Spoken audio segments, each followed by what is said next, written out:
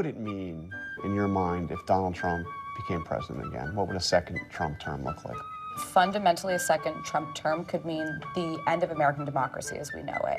Donald Trump's campaign is obsessed with the past, not the future. He's willing to sacrifice our democracy, put himself in power.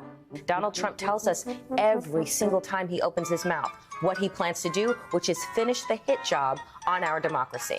If I were a betting person right now, I say Trump is going to run again. I mean, he seems to be setting himself up to do that. And if he's not held accountable, then he gets to do it again. I think that could be the end of our democracy. I think you have to take Trump seriously because he poses the gravest threat to democracy that we've ever seen.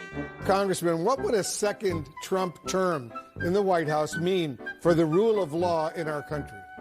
It would be the end of democracy. Like Federal Circuit Court Judge Michael Ludwig has called Trump and the extreme MAGA Republicans, quote, a clear and present danger to our democracy.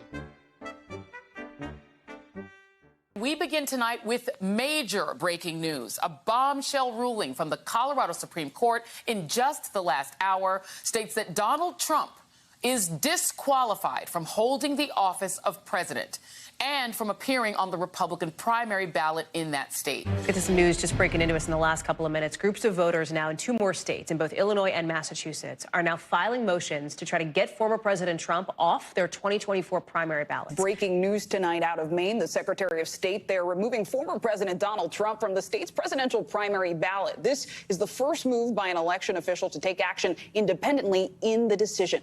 With her ruling, Maine has now become the second state to say that Trump is ineligible to appear on the 2024 Republican primary ballot.